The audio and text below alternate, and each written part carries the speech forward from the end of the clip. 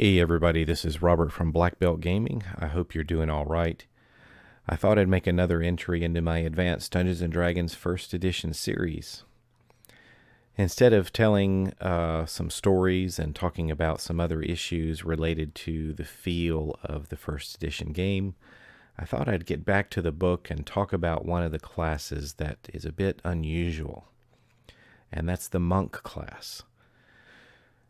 It sort of blows my mind that anybody might see the monk class in first edition D&D and think of more of a Western European monk from the church. I don't see that at all. Never did, and neither did any of my friends.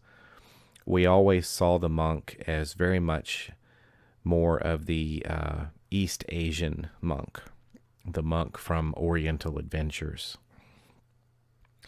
And probably the image that really just came into my mind when I was young and playing AD&D back so many years ago was Kwai Chang Caine from the TV series Kung Fu. I used to always have the image of him as the Shaolin monk, and that was a big influence on how I saw monks in first edition AD&D. Here we see some information from the player's handbook. We see over on the left the different titles that the monk has. And one of the there's a bunch of weirdness around this class. And one of the things that's really hard to look past is their hit points and their armor class. The monk starts with an effective armor class of 10. And according to the rules, by the book, no matter what your dexterity is, any modifier to that, any sort of bonus you might get from a very high dexterity is not going to have any effect on your armor class. I do see discussions about the monk, and a lot of people have house ruled that to allow armor class to be affected by dexterity as all the other classes do. So by the book, you're kind of screwed over in the fact that your armor class is 10 and there's nothing you can do about it. And in addition to that, you're rolling a D4 for hit points. Now, you do get to roll the D4 twice as a first level monk, but still after that, you're still just rolling a D4. So on the screen, I have a copy of the PDF, and I'm not going to show you everything about the monk class, but I'm opening up my book here. And it's 4-sided dice, and you roll twice at first level. And so I think with the gaming group that I played with back in the early 80s, when we saw this, it was an immediate turnoff for a lot of the other gamers. They just didn't want to touch a class that had such a horrible armor class and such a weak, low hit points. They just didn't want to have anything to do with it. But let's continue to take a look at this, and I want to go ahead and let you know about my experience with the monk class. I was the only one out of our group, perhaps due to the fact that I was a martial artist, and I was interested in the philosophy of the East and the history of the East, and the religions of the Far East, that I was attracted to the class very much, and I was the only one that ever gave it a try. And I'll talk a little bit more about that later. So really hard and what I was going to say, hard experience, or just very direct experience. I don't have a ton of experience with monks because nobody played them. And I'm curious if you want to leave in the comments here, did your groups back in the day, or even if you're still playing now, do you see many monks in action? And if you do you house rule them at all? So what in the world would attract somebody to play a monk? Well, their move, as you can see, really increases drastically over the levels. And one of the most interesting things about them is their open hand attacks. And this is, again, right out of the player's handbook. They start with a 1 attack per round, as most classes do. But then it starts to get a little more and a little more and a little more. So up there near the top, of course, you'd need to survive for a very long time. You need to have the ability to attack, or you would have the ability to attack about 4 times in a round. Now, take a look at the next column, and you've got that open hand damage. It starts just a little more than sort of your basic brawler, but then it really starts to jump up over time until you're doing just massive amounts of damage later.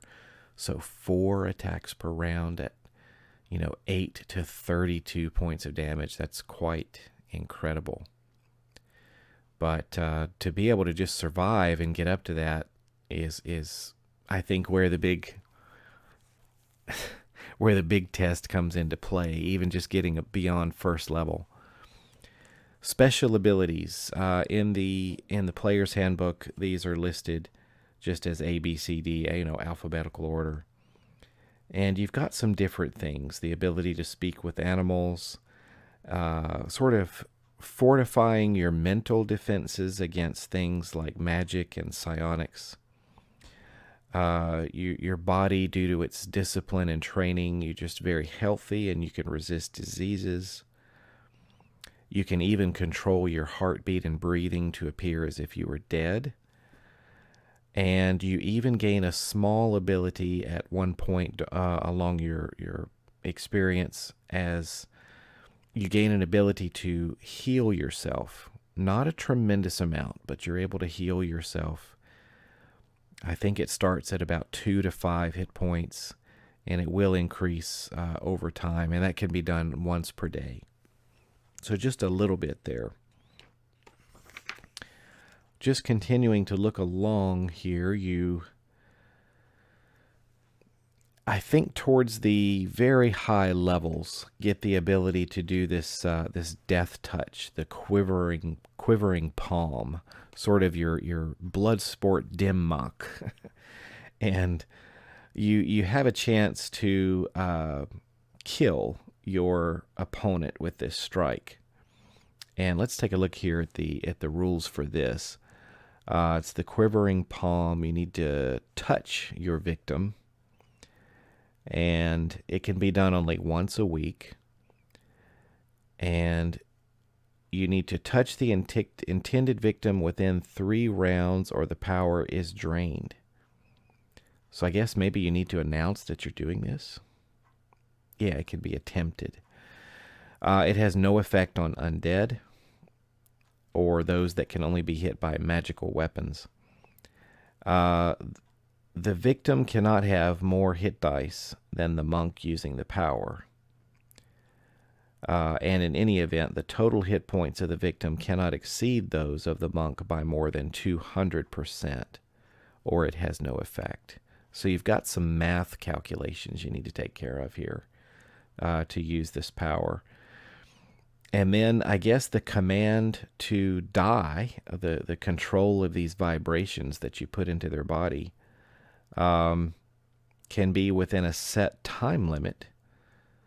I think it says the time limit of death command is 1 day per level.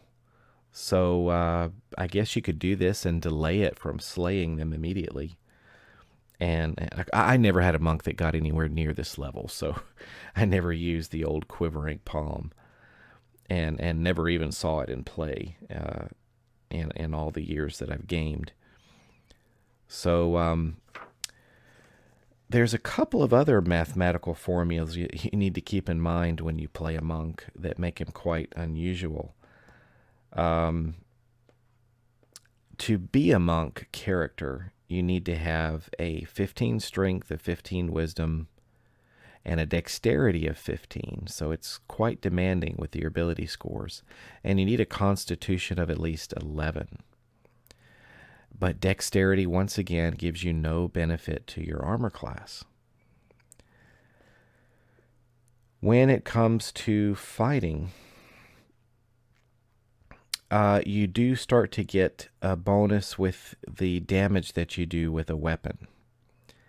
And this comes along with your extensive study and practice. And a first level monk is going to get plus a half a hit point of damage. And as you go up in levels, this damage goes up. So let's see. I think it equals... A second level monk is going to do +1. Third level monk is +1.5. As you continue to go up higher and higher and higher, Grandmaster of Flowers. So we're getting up right there at level 17. You're going to be doing 8.5 damage in addition to the normal weapon damage. So we've already talked about the increase in the open hand damage, as you can see on the chart there. But there's something else that goes along with that once again requires you to put on your math cap and do a few calculations. And that is, there's a chance to stun or even kill an opponent when you're striking. And that's with your open hand combat, I believe. So in addition, the monk has a chance to stun or even kill. And so what you have here is when you exceed the armor class that you're trying to strike by 5 or more, then this could indicate a stun. And another thing to take into account is even if your monk has a very high strength score, your damage is not going to be modified by your strength modifier. So once again, these ability score modifiers just don't count for anything for the monk. So the chance to kill is actually a percentage. So whether you can strike a vital area and immediately kill your opponent, there is a chance, but it's small. And here's where we need to do a little math. I think it starts around 7th level. I think this is when the killing chance comes in. Let me see if I can find this in the book again. Okay, the chance to kill is a percentage that equals the armor class of the opponent, modified by the number of experience levels above 7, which the monk has attained. So I guess it could be done below 7th level, but let's see. So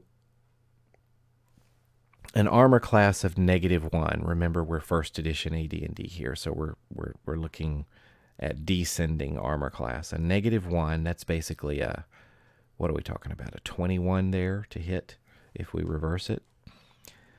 For a 9th level monk to kill is only going to be a 1%. So what you have again is their armor class, and what are you doing? You're counting percentages by being above 7. So I know this sounds really confusing, and it kind of is, but let's take another armor class instead of the one listed in the book here. Let's take an armor class of 5. So basically we can say that if we strike at an armor class of 5, I think we're going to have approximately isn't it a 5% chance? Isn't that right? The chance to kill percentage equals the armor class of the opponent. Okay. So an armor class of 5 would be a 5% chance. And this is modified by the number of experience points over 7. So let's say we do have this 9th level monk and we're striking that armor class of 5. We have a 5% chance, but our monk is 2 levels over 7. He's 9th level. So we add 2 more percentage points there, and it becomes a 7% chance to kill with our strike. So yeah, I guess that does make it pretty deadly, even though the percentages are low. But still, the ability to strike with an open hand and kill so quickly is pretty amazing. But you got to avoid being hit. Monks really need to avoid being hit. Now, I didn't really have a lot of experience points playing the monk from the player's handbook. This is book jumping here, but what I actually did was play the monk from the Oriental Adventures book. The Oriental Adventures book, when it came out, I was so thrilled. I was so excited to get that. And I haven't even looked at it yet. But when I heard and saw that this book was in the bookstore in the window, I just went nuts. And I was with my friends. What we had done is we'd heard there was a new book coming out. We were coming home from school, a group of several of us, and we were walking along. And everybody knew, out of me and my friends, I was the martial artist of the group. I'd practiced since I was a young child. And they knew I was the only one really interested in playing things like samurai and monks and other things. And so they knew that this book was really going to appeal to me. So we saw this book in the window of this little bookstore beside the drugstore in this little strip mall. And my friend said, well, you got to get that. You got to get that, Robert. So we just ran back to my house. And I gathered up some allowance or something that I had, and we ran all the way back to the bookstore. And we didn't see the book on the shelf. And we went in and we said, where's the Oriental Adventures book? She said, I just sold it. We're like, what? And we just had a meltdown. And we didn't know who had bought it or what had happened, but we just passed there. And we couldn't believe the unbelievable bad luck we just had. We wanted that book. I wanted that book so badly, but of course I was going to go through it and share it with my friends. But what happened was another one of my friends had heard about us talking about this book, and we found out he was the one who bought it. And it wasn't D, by the way. It was another kid that was my age. He was in my class. He went and bought it just so I couldn't get it. What a jerk. And so we went over to his house, and his name was Byron. And we knocked on his door and we said, Byron, did you get the Oriental Adventures book? And he said, yeah, I got it. What? You knew Robert was after that one? And he said, well, you guys were making such a big deal out of it, and I thought I'd pick it up first. So he just wanted to steal our thunder and excitement and get it for himself. And he wasn't even really interested in this kind of stuff. But anyway, moving past that scar, let's take a look at the Oriental Adventures monk. There's something real exciting in there. All right, I bought these PDFs a long time ago, before they had become available on the drive-through RPG website. Believe I bought these back when they were available. It was before Wizards of the Coast took all their PDFs off the market due to somebody pirating them or something. But this was purchased off of, what is it, Paizo? Back when they were selling this kind of stuff. I think that's where I got these, because I was playing with these PDFs back when I first moved to Japan, so like 10 years ago. Anyway, this is sort of the run across here of the monk's capabilities from the Oriental Adventures book. And there are a few differences. Some people actually prefer this first edition monk from the one that's in the player's handbook, and evidently there is another one in a Dragon magazine somewhere. And I didn't have the money or the means to get Dragon magazines back in the day, so I don't have that. But here is the monk from Oriental Adventures. We see the armor class is still stuck at 10. Going down, I think that follows the same format. I'm just going to double check here in my player's handbook about this. Does it go -1, -1, -2, -3 like that? Let me make sure. The monks, yeah, it looks identical. The move, that also looks identical as well. But here we see something different. It says additional martial arts attacks.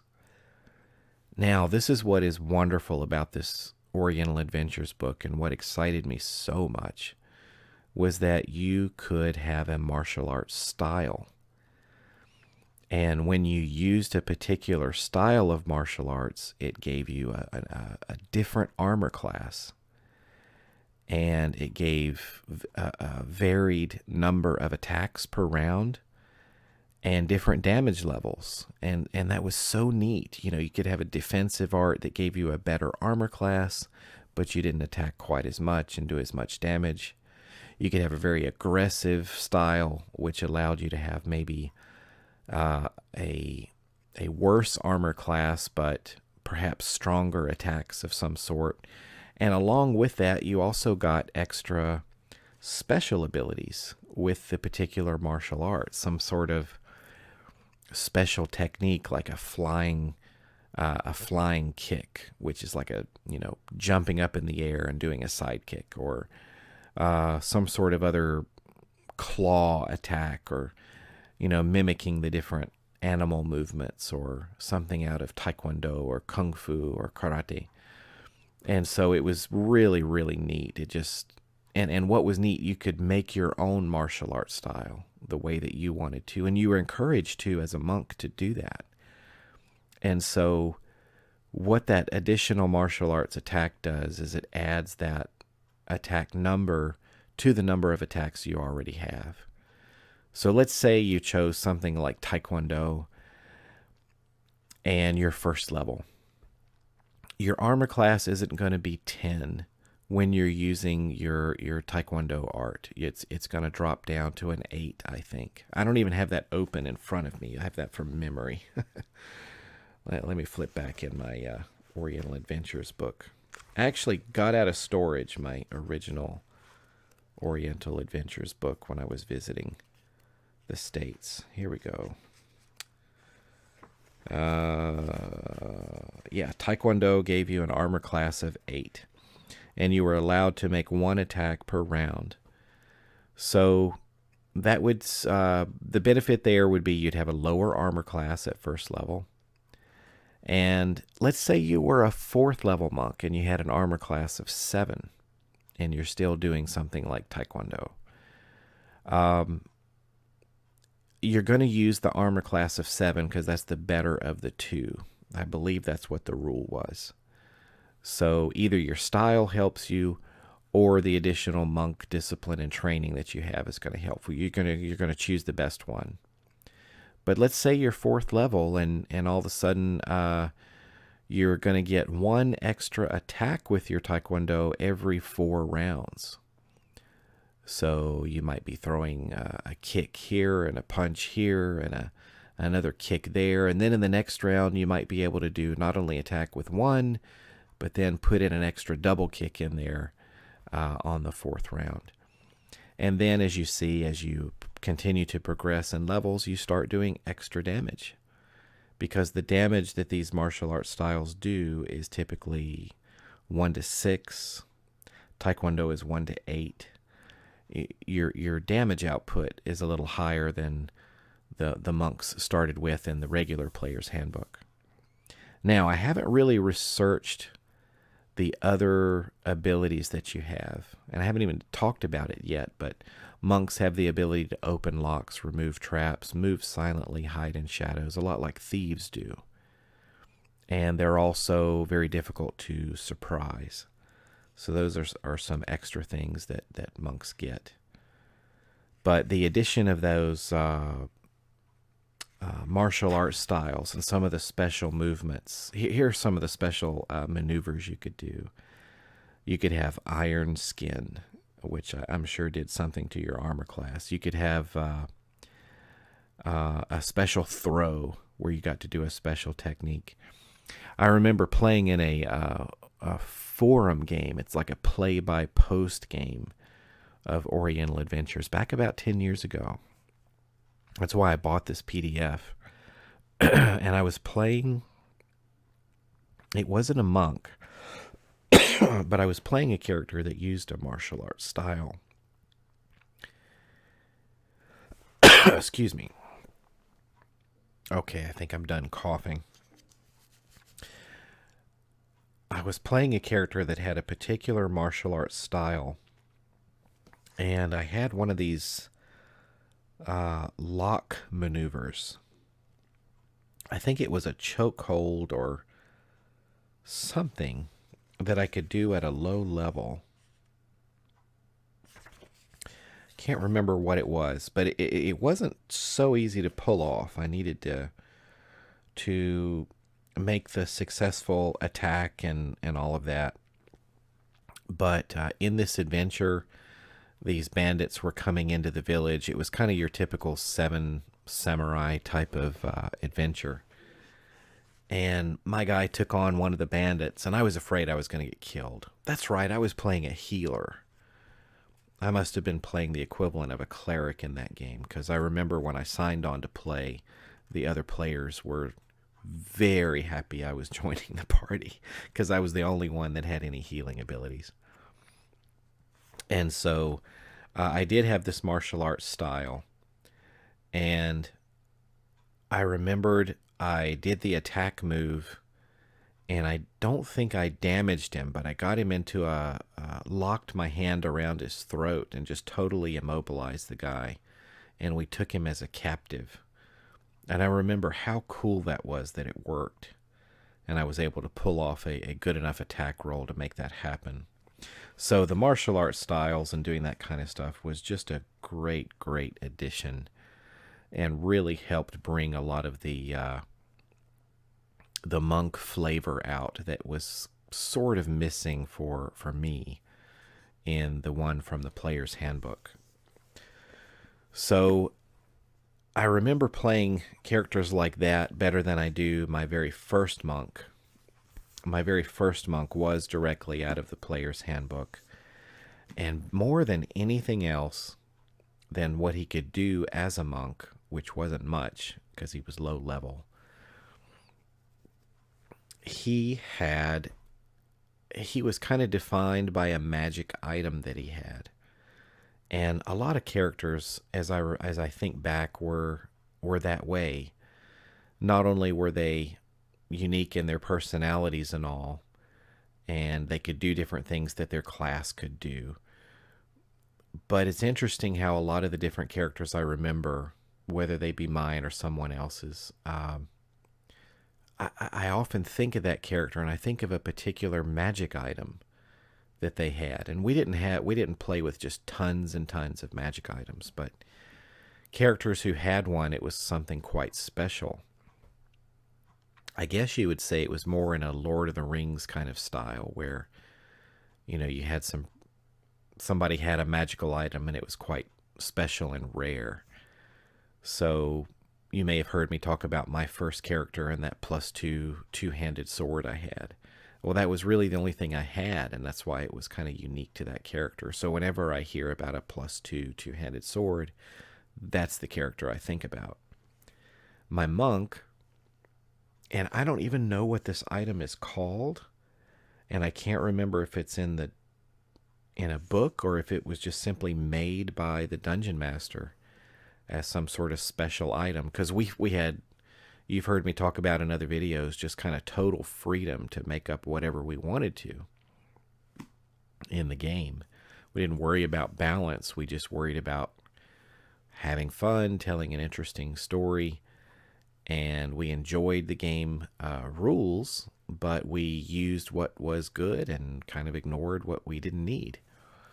And so my monk had a magic stone that allowed him to blink, kind of like the blink spell or a blink dog from the monster manual. And what I remember was my monk, he had to hold it in the palm of his hand. And in combat, he could blink around the battlefield. And I think it was random. I'd pop up in these different places. And it was almost like a night crawler thing. He would pop up over here and make one of his monk attacks. And then he'd sort of vanish from there and come over here. And then he'd make attack from this direction. And so it was pretty neat how that worked. And that's what I remember. My monk was never killed. I think I only used him in a couple of adventures. And that's about it. So my experience with the monk was very limited. And once again, I'd love to hear from any of you who played monks and whether you played one from the standard Player's Handbook or the Oriental Adventures or the Dragon Magazine. And if you decided to do any house ruling with the monk in order to do something about that terrible armor class and hit point combination. Or did you find it balanced? Did you think there's no problem with running monks as they are straight out of the Player's Handbook? Because when I played them, that's what we did. We ran it straight out of the book and didn't do any modifications to hit points or anything. Well, I think that's enough rambling about the first edition AD&D Monk. Appreciate you joining me on this with this evening, just as I kind of go through the books here and remember some about this class. And I wish I was able to see more of it and have more experience with it. But it was a lot of fun to think back on some of the monks I did play. And it's always exciting for me to talk about first edition AD&D, and I'll, of course, do that some more. Thanks for watching, everybody. I'll catch you later.